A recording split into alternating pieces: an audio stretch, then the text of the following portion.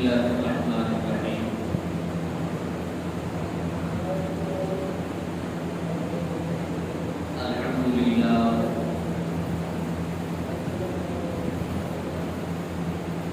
الحمد لله نحمده ونستعينه ونستغفره ونؤمن به ونتوكل عليه ونعوذ بالله من شرور أنفسنا ومن سيئات أعمالنا من يهده الله فلا مضل له ومن يضلل فلا هادي له ونشهد أن لا إله إلا الله وحده لا شريك له ونشهد أن سيدنا محمدا عبده ورسوله صلى الله تعالى عليه وعلى آله وأصحابه أجمعين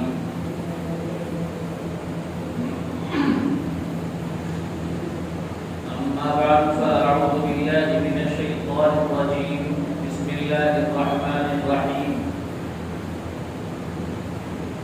نحن نقص عليك نبأهم بالحق إنهم فتية آمنوا بربهم وزدناهم هدى صدق الله العظيم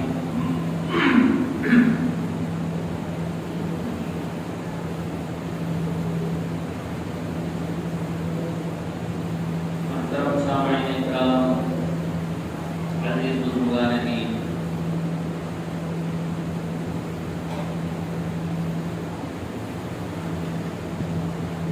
اس وقت آپ کے سامنے سورہ کہف کی ایک چھوٹی سی آیت پڑھی گئی۔ سورہ کہف قرآن مجید کا ایک سورہ ہے اور اس سورہ کا تعلق 3 واقعات سے ہے۔ سب سے بڑا واقعہ جو اس سورہ میں بیان کیا گیا وہ اصحاب کہف کا ہے۔ کہف عربی میں غار کو کہتے ہیں۔ اصحاب کہف غار والے، ان کا نام ہی اللہ تعالیٰ نے قرآن مجید میں غار والوں سے ذکر کیا۔ ان کے نام سے دوسرے ہے تاریخ کی کتابوں میں لکھا ہوا کہ ان کے لیے یہ نام تھے، لیکن قرآن مجید نے ان لوگوں کو غار والوں کے نام سے یاد کیا ہے۔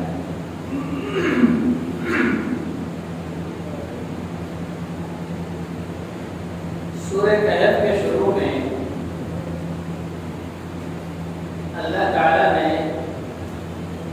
حضور پاک صلی اللہ علیہ وسلم کو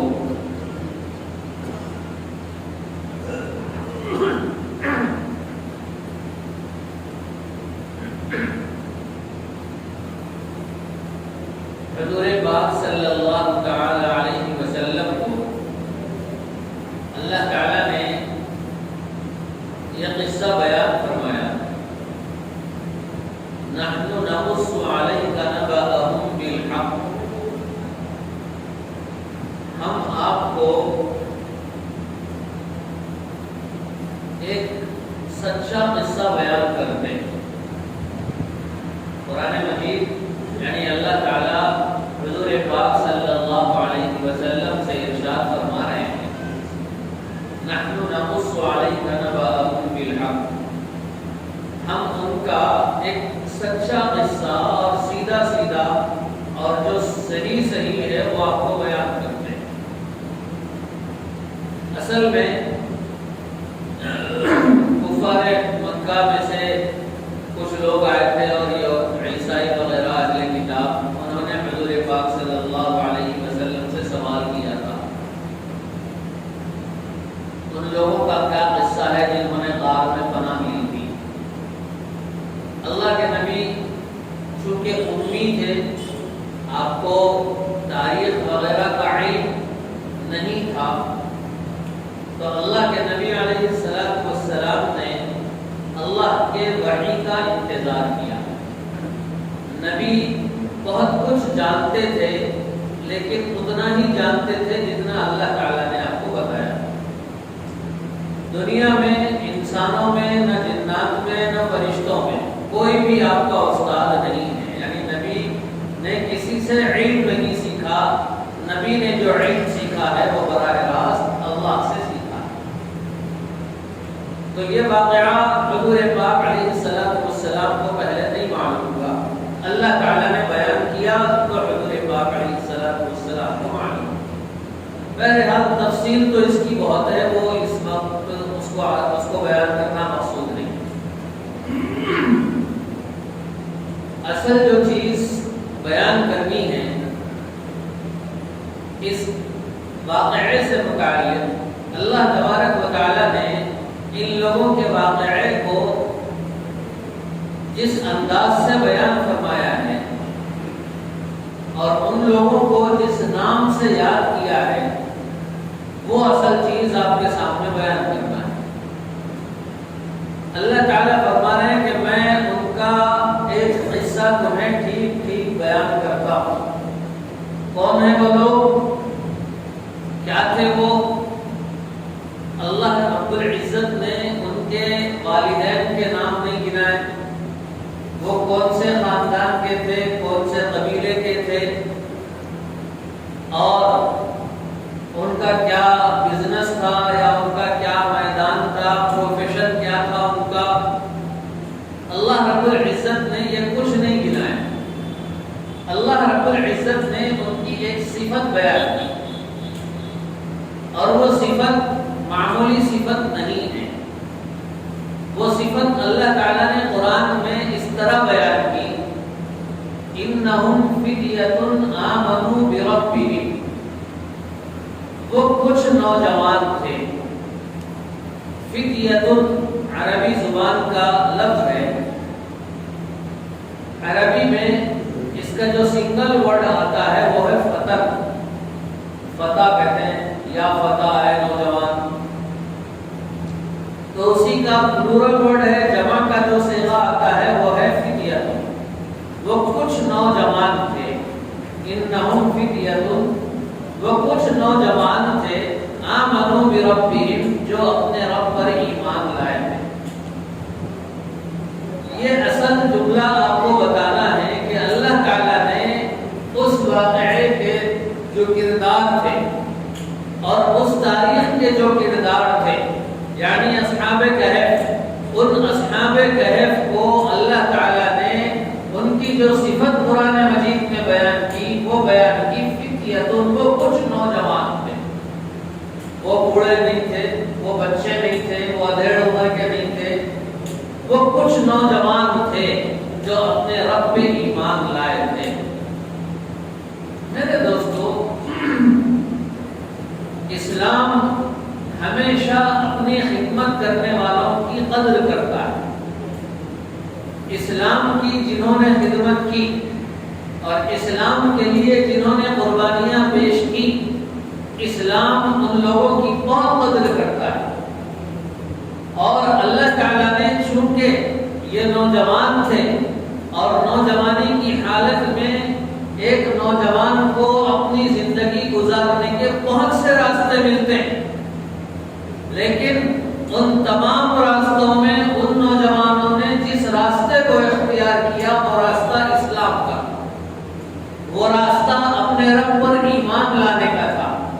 وہ چاہتے تو اس زمانے کا جو بادشاہ تھا اس بادشاہ سے مل جاتے، اس بادشاہ کی بات مان لیتے، اور بادشاہ کی بات اگر مان لیتے تو نوجوان تو تھے ہی، طاقتور تھے، ہو سکتا ہے بادشاہ انہیں فوج میں بڑا رتبہ دے دیتا، یا اپنی حکومت میں کوئی بڑا عہدہ دے دیتا، یا اپنے خاندان میں نکاح کروا دیتا، کچھ بھی ہو سکتا تھا۔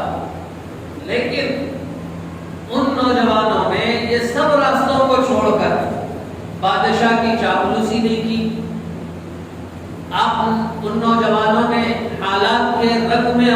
کو نہیں رکھا کہ بھائی بادشاہ ہر طرف چھایا ہوا ہے، اس کی فوج چھائی ہوئی ہے، اس کی طاقت ہر طرف پھیلی ہوئی ہے، اس کے گن نہیں گانے لگے کہ جب جو بادشاہ کہے گا وہی ہم مانیں گے، یا پھر وقتی مصلحت ان لوگوں نے اختیار نہیں کی کہ چلو کیا جاتا ہے اپنے ایمان کو چھپائیں گے، بظاہر سامنے بادشاہ کے سامنے اس کی تعریف کریں گے۔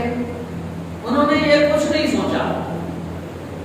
ان نوجوانوں نے بادشاہ کی طاقت کے باوجود، بادشاہ کے عہدے کے باوجود، اور اس زمانے میں بادشاہ اور اس کی حکومت کی کثرت کے باوجود کہ ہر طرف اس کی حکومت تھی، ہر طرف اس کے فوجی تھے، اس کے پاس مال بھی تھا، دولت بھی تھی، سب کچھ تھا، لیکن اور حالات بھی بادشاہ کے حق میں تھے، پوری رعایا بادشاہ کی طرف تھی، لیکن ان حالات کا مقابلہ کرتے ہوئے، ان حالات میں اپنی مضبوطی پر، اپنی استقامت کے ساتھ ایمان پر جمے رہتے ہوئے انہوں نے حق بات بلند کی، انہوں نے حق بات بلند کی، بادشاہ کی ہاں میں ہاں نہیں ملایا، اور وہ بادشاہ کے سامنے ڈٹ گئے، گرفتاریاں ان لوگوں نے دے دی، اور پھر کسی طریقے سے وہاں وہ چھوٹنے سے وہ نکلنے کے لیے ان لوگوں نے کوششیں کی، انہیں جیل میں ڈال دیا گیا، بند کر دیا گیا، لیکن کسی طریقے سے انہوں نے محنت کی، جستجو کی اور وہاں سے نکلے۔ اور جب نکلنے کے بعد عوام میں کوئی ان کا ساتھ دینے والا نہیں، کہیں کوئی ان کا ساتھ دینے والا نہیں، تب وہ جا کے غار میں چھپ گئے، وہ جا گئے اپنے علاقے سے نکلے اور غار میں چھپ گئے۔ اللہ تعالیٰ نے ان نوجوانوں کو قرآن مجید میں کیوں جگہ دی؟ میرے دوستو یہ سوال ہے۔ واقعات بہت ہوئے ہیں، صحابہ کرام کے زمانے میں بھی بہت بڑے بڑے واقعات ہوئے ہیں۔ صحابہ کرام نے جب جنگ بدر لڑی، احد کا میدان سجایا، بڑی بڑی جنگیں صحابہ کرام نے لڑی، ان واقعات کو بھی قرآن مجید میں بیان کیا گیا ہے، لیکن ان واقعات کو خصوصیت کے ساتھ یا ان کو کوئی نام دے کر قرآن مجید میں نہیں بیان کیا گیا۔ کیا وجہ ہے کہ ان چند نوجوانوں کو اپنے نام کے ساتھ، غار والوں کے نام کے ساتھ اور نوجوان کہہ کر قرآن مجید کیوں کہتا ہے؟ کیا وجہ ہے کہ ان نوجوانوں کو اللہ تعالیٰ نے قیامت تک کے لیے قرآن میں ریکارڈ کر دیا؟ میرے دوستو، ایک ہوتا ہے بچپن کی زندگی اور ایک ہوتی ہے بڑھاپے کی زندگی۔ بچپن میں تو شعور نہیں ہوتا ہے، اتنی عقل نہیں ہوتی کہ کیا کرنا ہے کیا نہیں کرنا ہے، نہ اسے کیریئر کا خیال ہوتا ہے، نہ اسے فیوچر کا خیال ہوتا ہے، نہ پڑھائی کا خیال ہوتا ہے، کچھ نہیں ہوتا، بس وہ کھیل کود کی زندگی ہوتی ہے بچپن کی، اور اس بچپن کی زندگی میں وہ بس تو مگن ہوتا ہے، اسے کوئی فکر نہیں ہوتی۔ اور ایک بڑھاپے کی زندگی ہوتی ہے، بڑھاپے کی زندگی 40 سال کے بعد کی زندگی آپ لگا لیجیے۔ 40 سال کی زندگی کے بعد آدمی کو جیسے تیسے کچھ نہ کچھ تو عقل آ ہی جاتی ہے، اب وہ پچھلے جیسی زندگی گزارتا ہے، وہ سارے طور طریقے 40 سال کے بعد ختم ہو جاتے ہیں، اس کے شوق ختم ہو جاتے ہیں، اس کی پکنک ختم ہو جاتی ہے، گھومنا ختم ہو جاتا ہے، وہ ایک ٹارگٹ لے کے چلتا ہے کہ بھئی اب مجھے کچھ کرنا چاہیے، میرے بچے ہو گئے، میرے فلاں ہو گئے، اب میں کب تک ایسی زندگی گزاروں، کب تک دوستوں میں رہوں، فلاں رہوں، یہ کچھ نہ کچھ تو عقل آ جاتی ہے۔ لیکن نوجوانی کی جو زندگی ہوتی ہے، بچپن اور بڑھاپے کے درمیان کی جو زندگی ہوتی ہے، میرے دوستو یہ زندگی بہت اہم زندگی ہوتی ہے۔ اس زندگی میں نوجوان کو اپنی جوانی دکھانے کا بہت جذبہ ہوتا ہے، اور ہر طریقے سے وہ اپنے اندر جوش و جذبہ رکھتا ہے، وہ مال کمانے کے لحاظ سے ہو، یا پھر کوئی نام کمانے کے لحاظ سے ہو، کوئی عہدہ حاصل کرنے کے لحاظ سے ہو، یا کچھ بھی کرنے کے لحاظ سے ہو، جتنی پھرتی جوانی میں ہوتی ہے وہ پھرتی دوسری زندگی میں نہیں ہوتی. اور جوانی کے اندر انسان کو طبعی طور پر انسان انجوائمنٹ کی طرف جاتا ہے، عیش پرستی کی طرف، کہ بھئی خوش خرم رہو، کھاؤ پیو عیش کرو. یہ زندگی، جوانی کی زندگی کا یہ ایک اس کا شیوا بن جاتا ہے. وہ دوسری طرف ادھر ادھر جھانک کے نہیں دیکھتا کون کیا کر رہا ہے، کون کیا نہیں کر رہا ہے، اس کو کوئی اس کی پرواہ نہیں ہوتی ہے. بھئی اپنا کماؤ، اپنا کھاؤ، عیش کرو، ادھر پھرو ادھر پھرو، پکنک کرو، شادی کرو اور خوشیاں مناؤ. بس یہ اس کی ایک لگن ہوتی ہے اور اسی میں یہ مست ہوتا ہے. اگر اسے کمانے کی فکر ہو گئی تو پھر اچھے پروفیشن کی تلاش میں ہوتا ہے، اچھی نوکری کی تلاش میں ہوتا ہے، کیریئر بنانے کی تلاش میں ہوتا ہے کہ بھئی میرا کیریئر کیسا بنے گا آگے چل کے، مجھے اچھی پلیسمنٹ کہاں ملے گی، اس کی تلاش میں وہ لگا رہتا ہے. میرے دوستو، ایسی نوجوانی کی زندگی میں جو اصحاب کہف تھے وہ اصحاب کہف بھی یہ کر سکتے تھے. بادشاہ سے مل گئے، وقتی طور پہ فوجیوں کے ساتھ مل گئے، ان سے کچھ پیسہ بھی مل جاتا، دولت بھی مل جاتی، حکومتی عہدہ بھی مل جاتا، مصلحت کے تحت وہ خاموشی بھی اختیار کرتے، کچھ بھی کر سکتے تھے. لیکن انہم فتیۃ آمنوا بربہم، وہ چند نوجوان تھے جو اپنے رب پہ ایمان لائے، اپنے رب پہ ایمان لائے. وزدناہم ہدی، جب انہوں نے ایمان قبول کر لیا اور ایمان کے وہ دعویدار ہو گئے تو اللہ تعالیٰ فرما رہے ہیں کہ ان کی نیتوں کے مطابق ہم نے ان کی ہدایت کو اور بڑھا دیا، ہدایت کو ان کے اندر جما دیا اور ان کے اندر اچھائی آ گئی، ہدایت آ گئی ان کے اندر. اس کے بعد آگے کی آیت بھی غور طلب ہے. اللہ تعالیٰ فرما رہے ہیں وَرَبَطْنَا عَلَىٰ قُلُوبِهِمْ إِذْ قَامُوا، ان کے دلوں کو ہم نے مضبوط کر دیا، ان کے دلوں کو ہم نے مضبوط کر دیا، جوڑ دیا ایک دوسرے سے اور جما دیا اسلام پر، ایمان پر. کب جمایا؟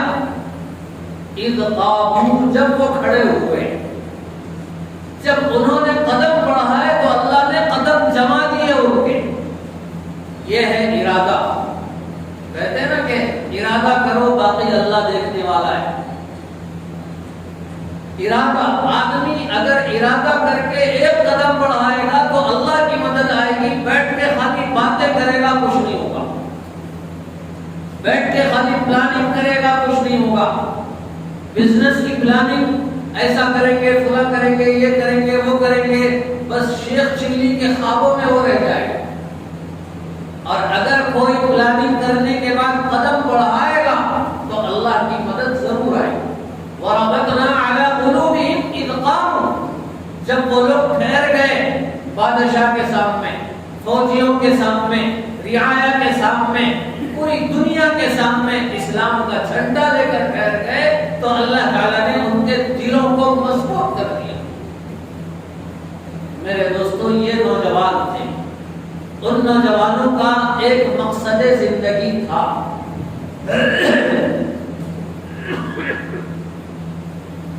مقصد زندگی، یہ لفظ بولنے میں بڑا چھوٹا لگتا ہے کہ زندگی کا مقصد، آبجیکٹو آف لائف، زندگی کا مقصد کیا ہونا چاہیے. زندگی کا ایک مقصد ان نوجوانوں میں تھا.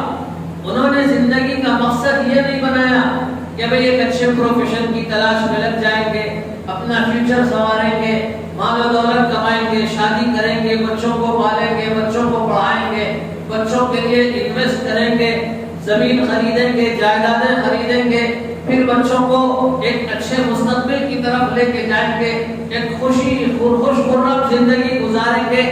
یہ ان کا ٹارگٹ نہیں تھا، یہ ان کا مقصد نہیں، ان کا آبجیکٹو نہیں تھا. حالانکہ وہ کر سکتے تھے اگر کسی بڑے آدمی سے اگر ملو، ریٹائرمنٹ آدمی سے، چاہے وہ سرکاری نوکری سے ریٹائر ہوا ہو یا پرائیویٹ نوکری سے یا پھر کسی اور سے، اور کھاتے پیتے گھرانے کا آدمی ہو، اور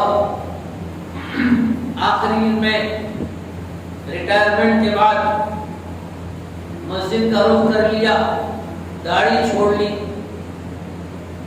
لباس تبدیل کر لیا، کرتے پیجامے پہ آ گئے، سر پہ ٹوپی آ گئی، فجر کی نماز میں مسجد میں حاضر ہیں، عشاء کی نماز میں مسجد میں حاضر ہیں، ان سے سوال کیا جائے کہ حضرت آپ کیسے ہیں، کیسی آپ کی لائف گزری، تو اب وہ گننا شروع کرے گا، بھائی ہماری زندگی میں بہت اسٹرگل رہا، بہت جد و جہد مشقت رہی، بچپن میں ہم ایسا پڑھے، جوانی میں یہ محنت کی، فلاں کیا، ہم نے بزنس کیا، وہ نہیں جمع یہ کیا، وہ نہیں جمع یہ کیا، نوکری کی، فلاں کیا، یہ کیا، شادی کری پھر ہم نے، پھر اس کے بعد بچے ہوئے، بچوں کو اپنے اچھے اسکول میں ڈالا، ان پہ خرچ کیا، ہزاروں لاکھوں روپیے ان کے اوپر خرچ کیے، ماشاءاللہ بچے بھی پڑھ لیے، اچھی ڈگریاں ان کو مل گئی،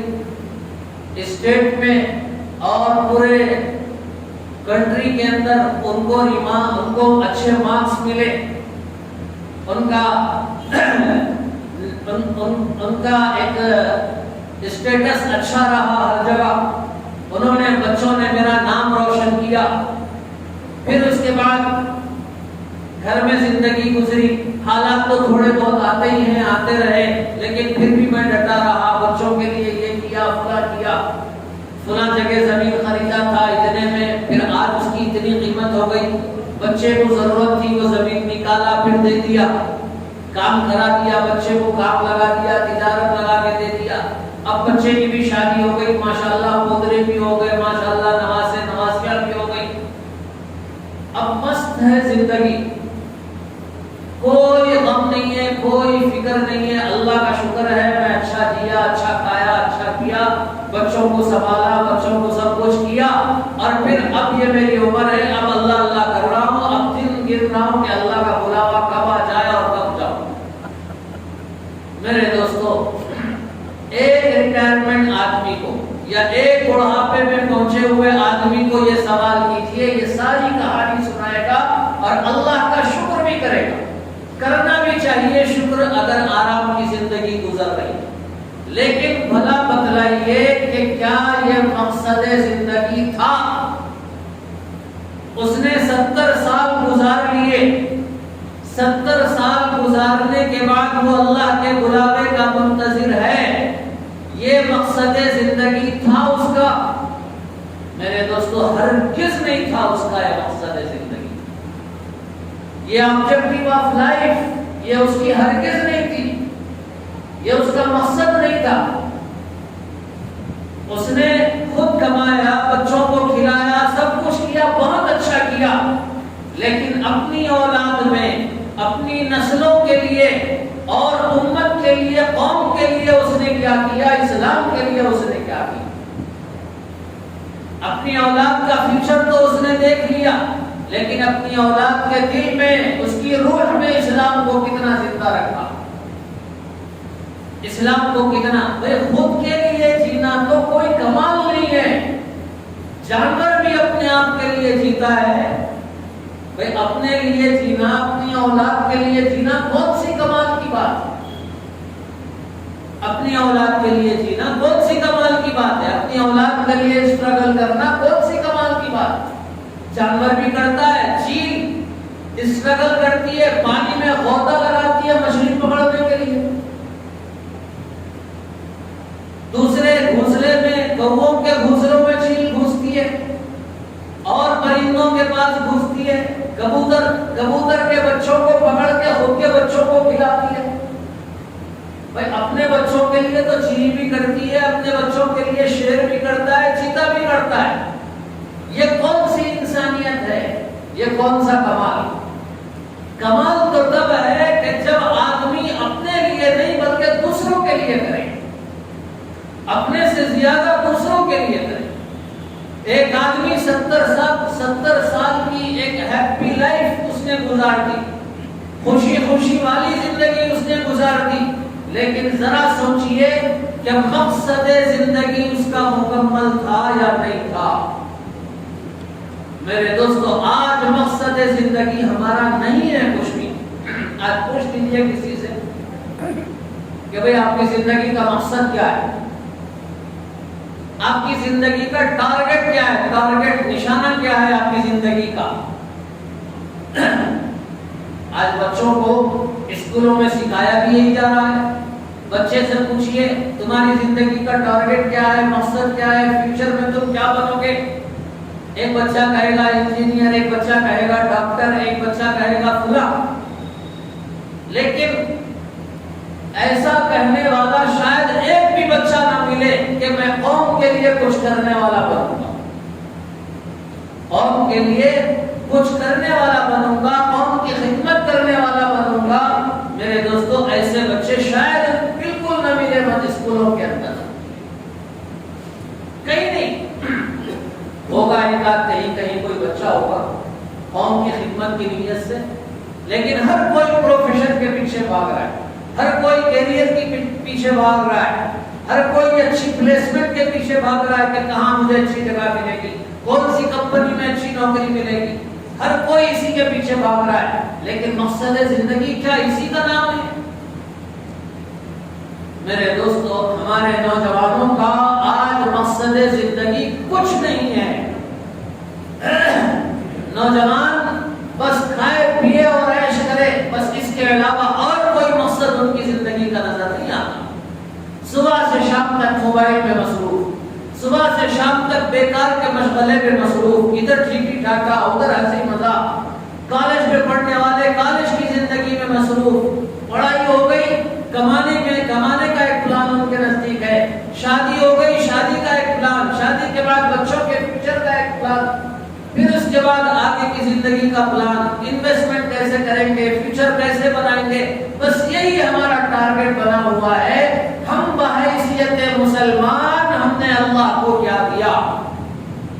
اللہ رب العزت نے, اللہ کے رسول نے ہمارے لیے تو بہت کچھ دیا. انہوں نے, اللہ رب العزت نے تو ساری نعمتیں ہمارے لیے بچھا دی. اللہ کے نبی نے تو اپنی ساری زندگی ہمارے لیے قربان کر دی. لیکن ہم نے اللہ کو کیا دیا, اللہ کے رسول کو آپ نے کیا دیا. میرے دوستو, یہ مقصد زندگی چھوڑ کر زندگی گزارنا جانوروں کی زندگی, انسانوں کی زندگی نہیں ہے.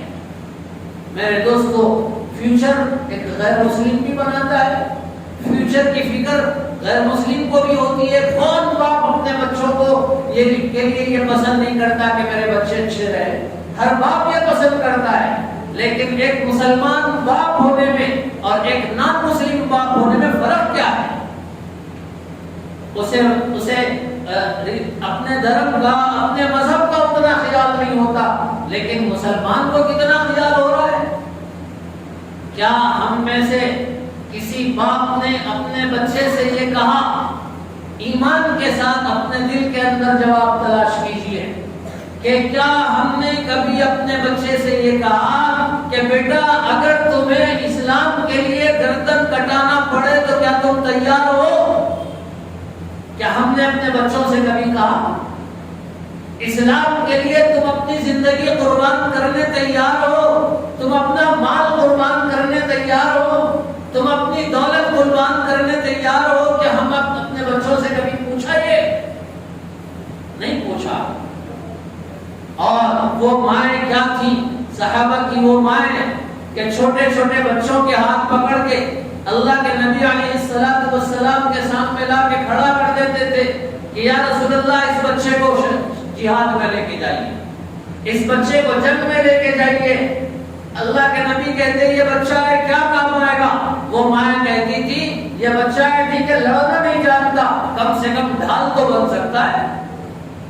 اس بچے کی لاش کو ڈھال بنا کے آپ آگے بڑھیں.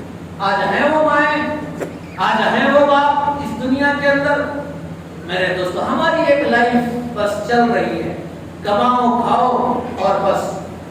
اب اپنی زندگی گزارو دوسرے سے بالکل بے فکر، قوم سے بے فکر، قوم کا کوئی درد ہمارے اندر نہیں، ملت کا کوئی درد ہمارے اندر نہیں، دوسرے کے لیے مرنا، دوسرے کے لیے مٹنا ہمارے اندر بالکل بھی اس کا احساس نہیں۔ ہر کوئی اپنی لائف میں جی رہا ہے، مست مگن ہے اپنی لائف کے اندر۔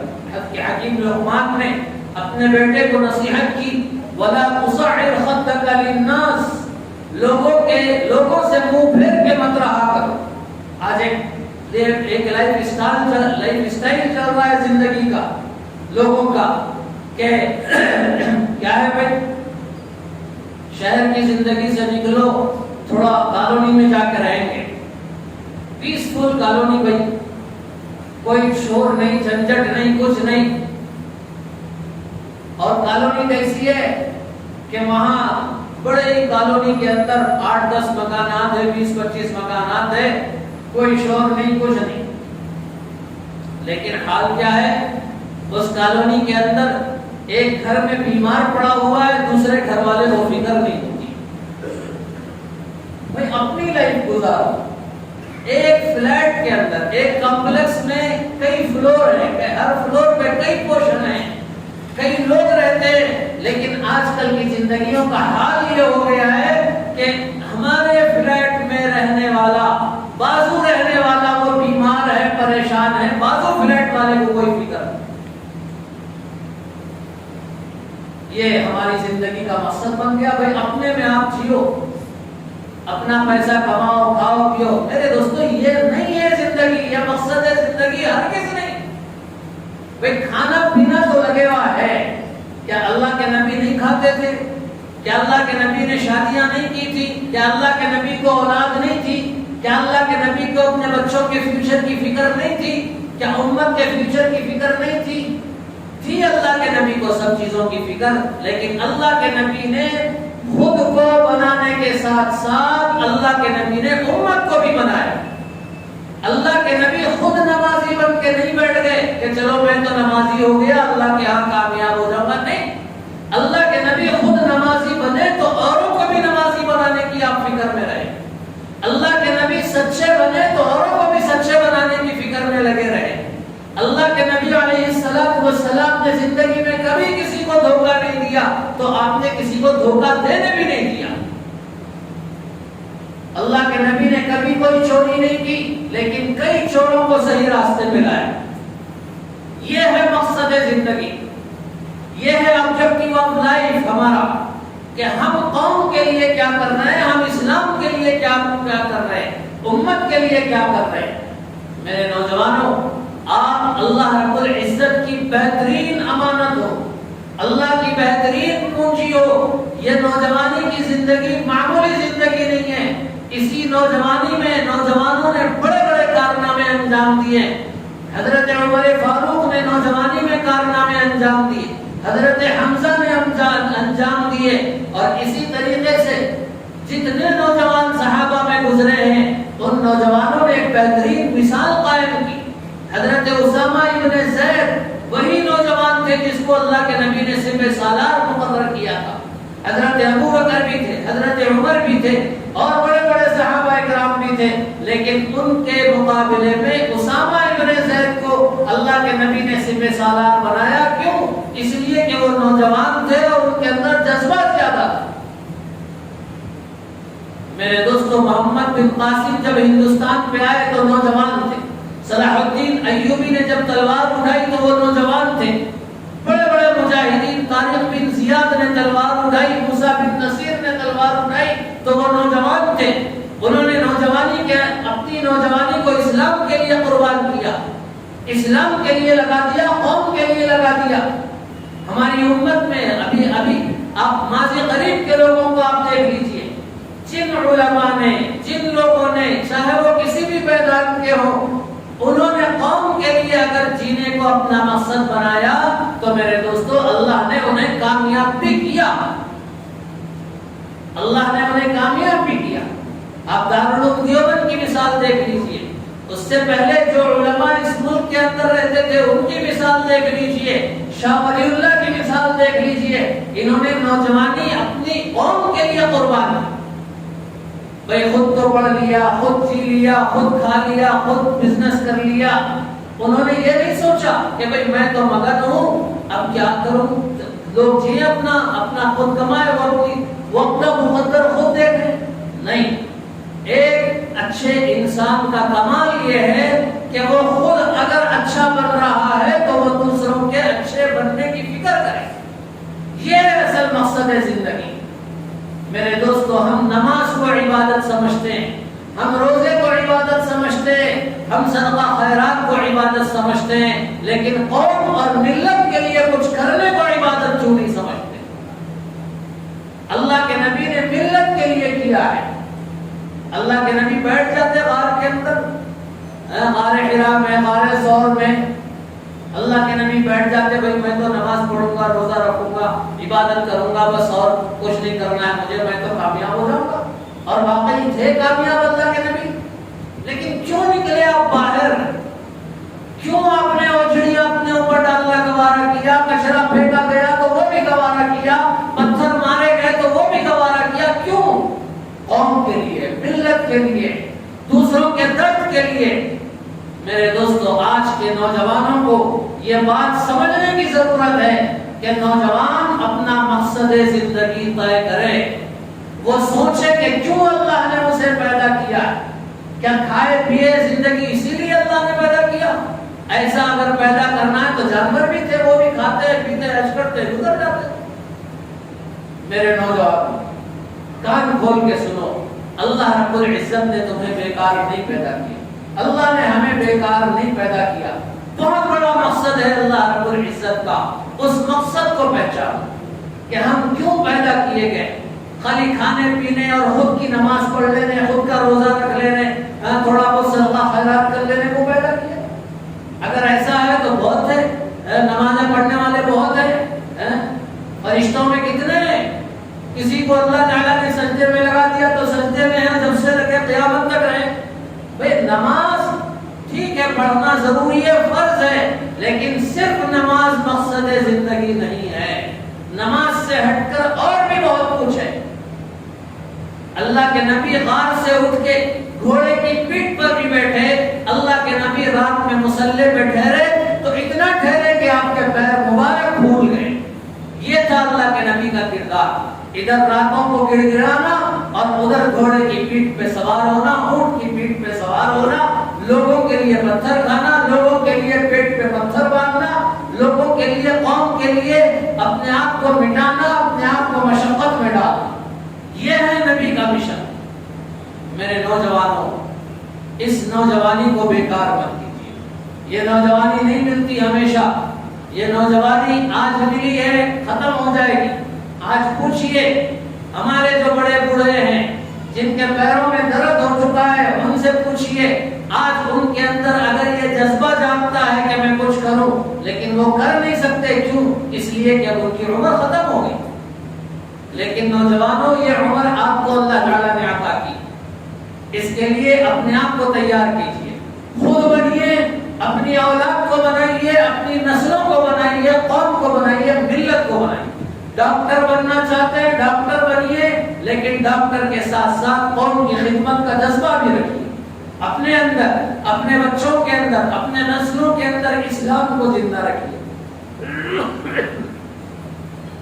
میرے دوستو، اسلام زندہ ہونا چاہیے ہماری روحوں میں، ہمارے دلوں میں، ہمارے بچوں کے دلوں میں، ہماری نسلوں میں. ایمان زندہ ہونا چاہیے. اگر ایمان زندہ نہیں ہے، یہ کیریئر اچھا کر کے، اچھا پروفیشن حاصل کر کے، بہت انویسٹمنٹ کر کے کوئی فائدہ نہیں.